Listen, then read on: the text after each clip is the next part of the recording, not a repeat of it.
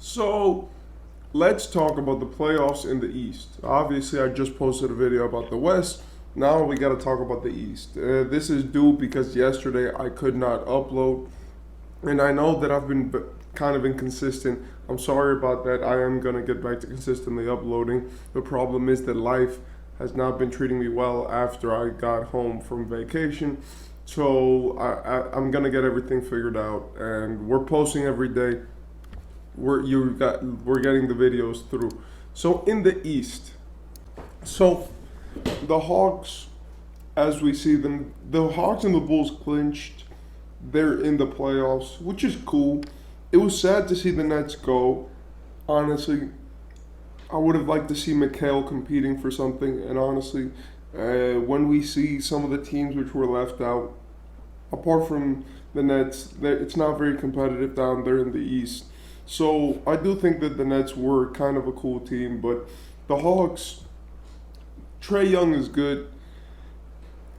It hasn't been a great season for them. I think that you're either trading Trae, and in this season, you can't do anything. So I would say try to win the play-in. We all know that Trae Young is a great one-game performer, and that he has that ability just to pop off at any given moment in a singular game. And this season, he's actually been great at everything. He should be an All NBA player.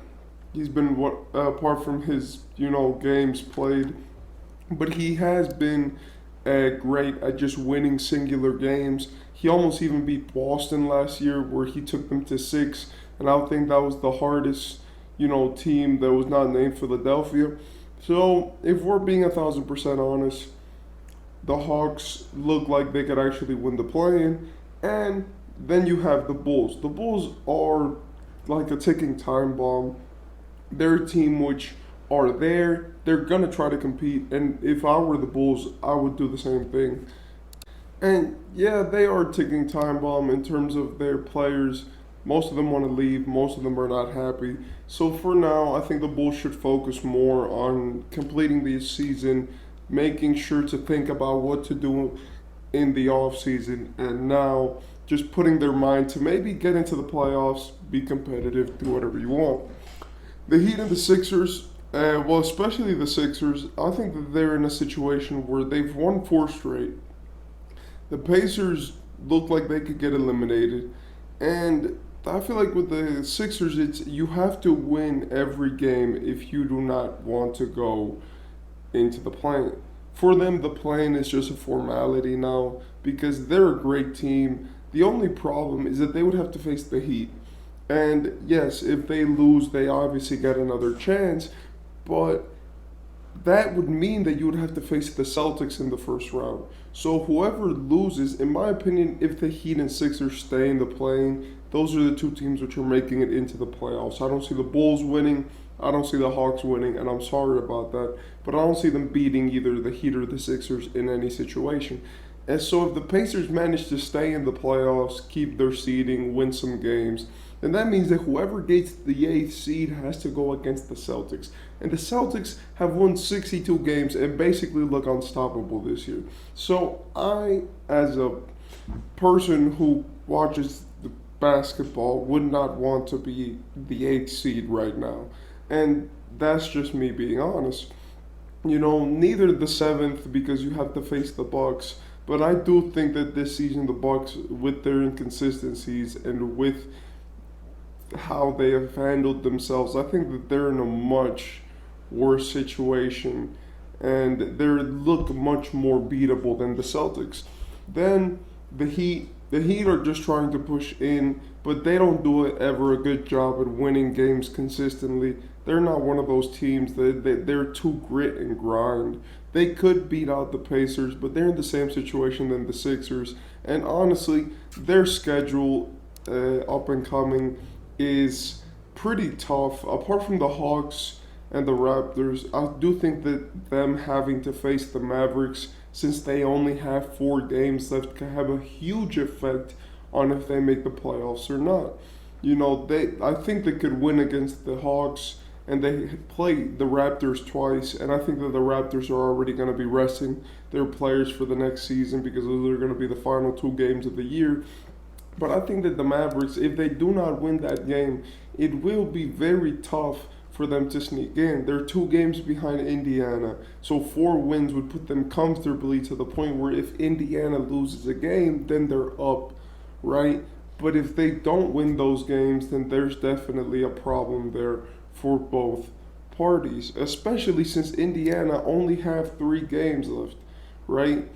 And they're against pretty bad teams except Cleveland. So if they can go and they lose at least 2 of those 3 games and the Heat win 4, then or the Sixers, by the way, because the Sixers also are in the same position, then that would mean that Indiana could lose and get out of the playoffs, which is not what I want, obviously. But the Sixers just won another game. Their record just improved, and they're basically 2 wins away from beating out Indiana. And they face the Pistons, the Magic, and the Nets. So they're in a pretty good position to get into the playoffs, the Sixers, right now.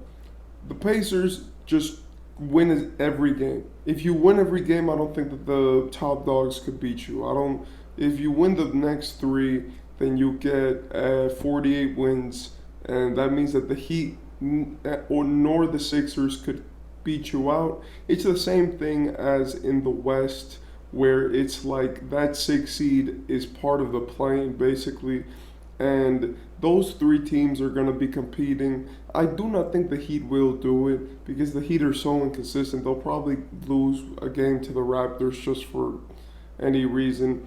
And I do think the Sixers could do it, but winning 7 games straight seems far-fetched. But the Pacers also winning 3 games straight seems far-fetched, if we're being honest, with their inconsistencies this season.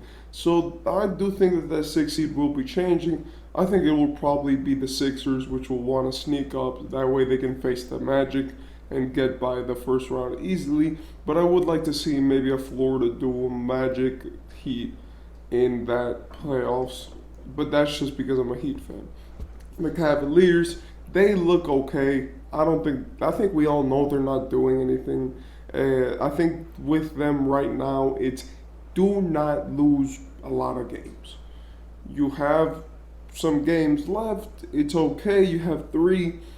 Don't lose them. Just win 1, win 2, and you'll be fine.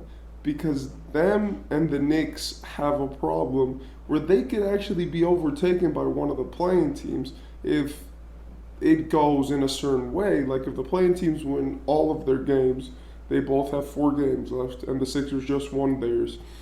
If those teams win all of theirs, and then those teams lose all of theirs, then there's a divide there which might mess up the East standings, so this might not be final. I do not think that the Knicks are missing it. The Knicks are great, and especially they're great for TV.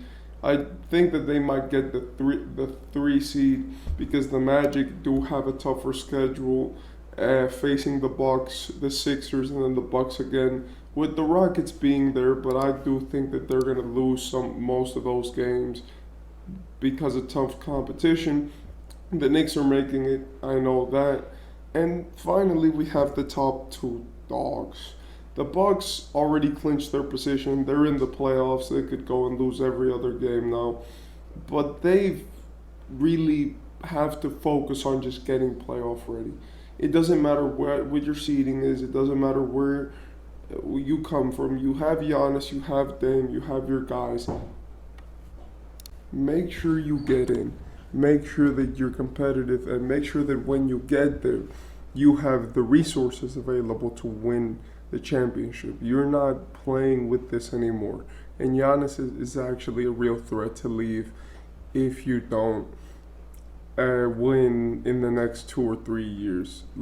And you're wasting the prime of your players. You have terrible coaching, and the Bucks just look sorry. I don't think they're winning anything this year, and that's a prediction which I don't want to have because I do think that the Bucks are a great team.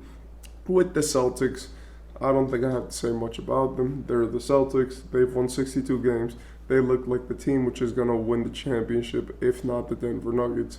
So yeah, they seem pretty set. For them right now is try to make some history and win every other game left. Get to an 80% win percentage, and maybe you win 66 games. That would be cool.